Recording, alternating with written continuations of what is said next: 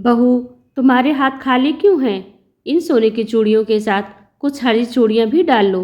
खाली हाथ अच्छे नहीं लगते। और हाँ, माथे पर कुछ नहीं तो छोटी सी काली बिंदी ही लगा लो। मैं जानती हूँ तुम्हें सवरना सवरना अब अच्छा नहीं लगता। अरे इसे बिंदी मत समझो, नज़र का काला टीका समझ लो। आसपास के लोग तुम्हारे रिश्ते से कितना जलते हैं, ये तुम जानती नहीं हो। उमा जी अपनी बहू सुरभि से कहती हैं।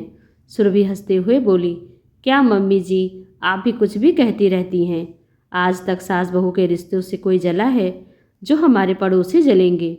हाँ, वो बात अलग है कि आप मुझे बहू से ज़्यादा बेटी समझती हैं। अब जलने वाले जलते रहें, हमें क्या। इतना कहकर सुरभि हंसते हुए अपनी सास की बात मानी और हाथों में कुछ चूड़ियाँ डाली और काली बिंदी लगाकर अपने काम पर चली गई। जाती हुई सुरभि को देखकर उमा जी की आंखों में आंसू आ गए।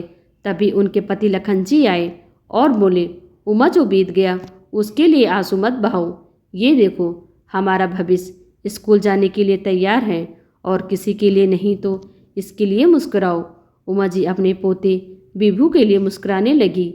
विभू बोला, दादी मम्मा कहती हैं जो स्ट्रांग होते हैं वो रोते नहीं। आप भी मत रोना, आप भी बहुत स्ट्रांग हो, बहुत स्ट्रांग। लखन जी बोले, मैं इसे स्कूल छोड़कर आता हूँ, फिर बैठकर बातें करेंगे। इतना कहकर वो चले गए।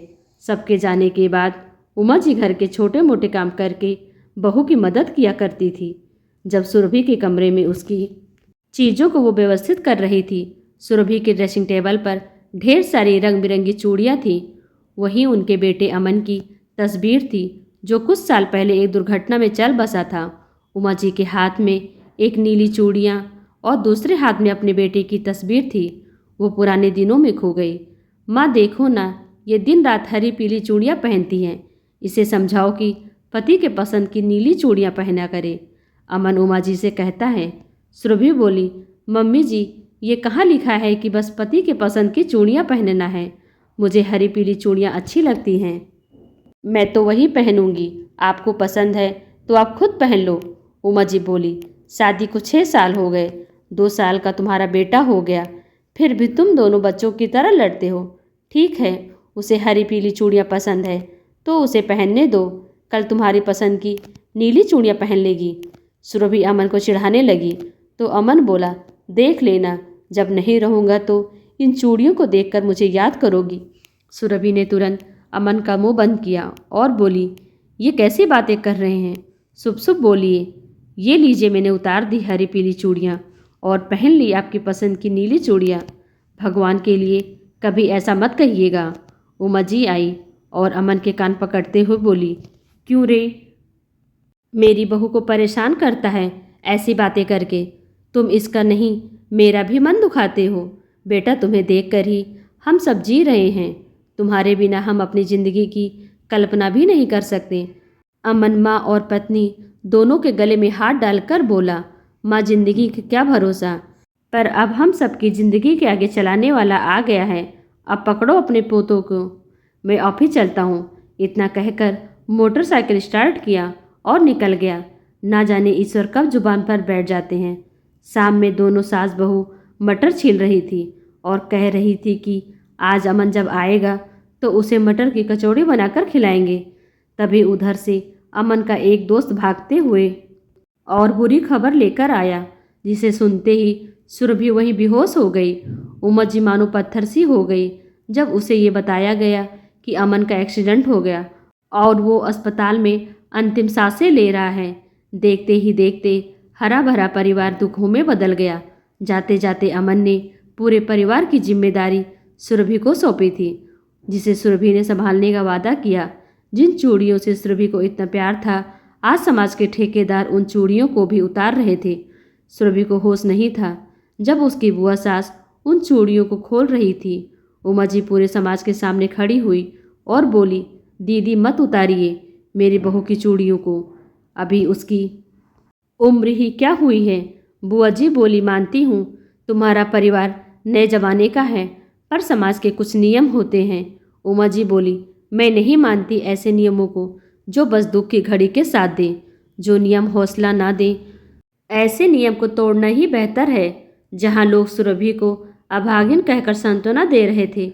वहीं उमा जी ने हौसला रखा और सुरभि से बोली, बहू याद रखो, जीवन में जिद, जुनून और हौसला हमेशा बनाए रखना, तभी मंजिल तुम्हारे कदमों में रहेगी, वरना तो दूसरे लोग हमेशा तोड़ने और गिराने के लिए ही तत्पर रहते हैं।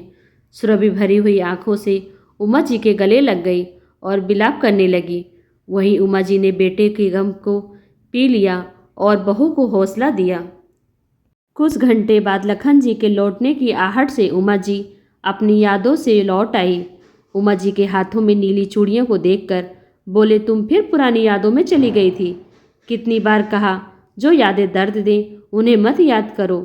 अपने बेटे के उन खूबसूरत पलों को याद करो जब वो तुम्हें कहता था कि मैं नहीं रहकर भी हमेशा इस घर में। लखन जी ने उमा जी को हौसला दिया। अब यही होता था, दोनों एक दूसरे को हौसला देते थे।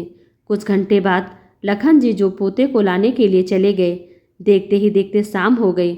सुरभि दफ्तर से लौटकर आते ही सबसे पहले अपनी नीली चूड़ियों को उतारने लगी। उमा जी बोली, सुरभि, पहले तुम अमन के लिए चूड़ियाँ पहनती थी, अब अपने बेटे के। सुरभि मुस्कुराकर हाथ मुंह धोने चली गई। समय बीता। कुछ महीनों बाद सुरभि की बुआ सास आई। वो सुरभि के कपड़े, उसकी चूड़ियों को देखकर मुंह बनाती थी। सुरभि उस पर ध्यान नहीं देती और अपना काम करती थी। एक रोज़ जब वो दफ्तर गई तो बुआ जी बोली, उमा भाभी, सुरभि को अमन की नौकरी क्या मिल गई, उसके तो रंग ही बदल गए हैं। देखना उसका मन कहीं और न लग जाए और तुम सब उसकी राह देखती रह जाओ। लखन जी बोले, दीदी जब भी आती हो कड़वी ही बातें करती हो, और जो आप कह रही हो वो तो हम सब कब से चाहते हैं। काश की सुरभि की ज़िंदगी में फिर कोई आए और उसके जीवन का हर रंग और हर खुशी लौट आए। इतना कहकर लखन जी दुखी मन से वहाँ से चले गए। बुआ जी उमा जी से बोली, लखन तो समझेगा नहीं, तुम तो समझो। उमा जी हाथ जोड़कर बोली, दीदी बहुत मुश्किलों से जिंदगी पटरी पर आई है, अपनी कड़वी बातें से मन दुखी मत कीजिए, और ऐसा ना हो आपकी बातें सुनकर मेरा दिल आपकी तरफ से कड़वा हो जाए। बस मेरी बहू और मेरे पोते को आशीर्वाद दीजिए। हमने तो जिंदगी जी ली, उसके सामने पूरा जीवन पड़ा है। कभी खुद को उसकी जगह पर रखकर देखिए, तब उसके दर्द का एहसास होगा। इतना कहकर उमा जी चाय पीने लगी। सुरभि दफ्तर से लौटी लखन जी से बोली, पापा जी, ये आपकी और मम्मी जी की पूरे महीने की दवाई है। बिजली का बिल मैंने भर दिया और इलेक्ट्रीशियन को भी बोली हूँ ऊपर। बुआ जी को नहाने के लिए नीचे नहीं आना पड़ेगा। और हाँ बुआ, आपको कचौड़ी और जलेबी बहुत पसंद है, वो भी लेकर आई हूँ। कपड़े बदल कर लाती हूँ, फिर सबको देती हूँ। इतना कहते हुए सुरभि कमरे में चली गई। बुआ जी आश्चर्य से सुरभि की तरफ देख रही थी। लखन जी बोले, दीदी देख रही हैं, ये अपने आंसुओं को पीकर हम सबको खुश रखने की कोशिश करती है। थोड़ी देर बाद जब सुरभि सबको कचौरी और जलेबी दे रही थी तो बुआ जी ने उसके हाथों को पकड़ा और बोली, बहू, तुम्हारे हाथ खाली क्यों हैं? सोनू की चूड़ियों के साथ 2 नीली चूड़ियाँ भी डाल लो। मैं अपने पुराने शब्दों के लिए माफ़ी चाहूँगी, पर तुम्हारे हाथ खाली अच्छे नहीं लगते। बुआ जी की बातों को सुनकर सुरभि की आंखें भर आई।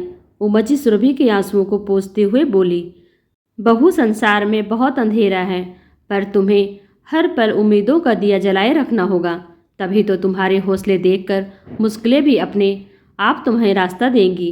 सुरभि बोली, जब आप सबका साथ है तो मैं ये हौसला कैसे हार सकती हूँ, और फिर हम सबके भविष्य को भी तो यही हौसला देना होगा, तभी तो इस संसार के रूढ़िवादी नियमों को ये बदलेगा। हम अपनी सोच बदलेंगे तो देखना मम्मी जी, आने वाले भविष्य में हर किसी की मानसिकता बदलेगी। इतना कहकर सुरभि ने पहले जलेबी अपने बच्चे को खिलाई और मुस्कुराने लगी। उसकी मुस्कुराहट देखकर सभी के चेहरे खुश हो गए। दोस्तों, ऐसा क्यों होता है कि समाज अपनी सहूलियत के हिसाब से अपने नियम बदल लेता है? जो इंसान पहले से दुखी है, क्या अपने नियमों के समाज को उसे और दुखी करना चाहिए, या उनमें कुछ बदलाव लाकर उससे कि उस इंसान को खुश रहने के लिए प्रोत्साहित करना चाहिए? मरने वालों का दर्द तो होता ही है, लेकिन उसके साथ मारा थोड़ी जाता है। लेकिन ये समाज हमें जीने नहीं देता। दोस्तों, ये कहानी कैसी लगी कमेंट कर हमें ज़रूर बताएं। वीडियो को लाइक कर चैनल को सब्सक्राइब करना बिल्कुल भी ना भूलें। Thanks for watching.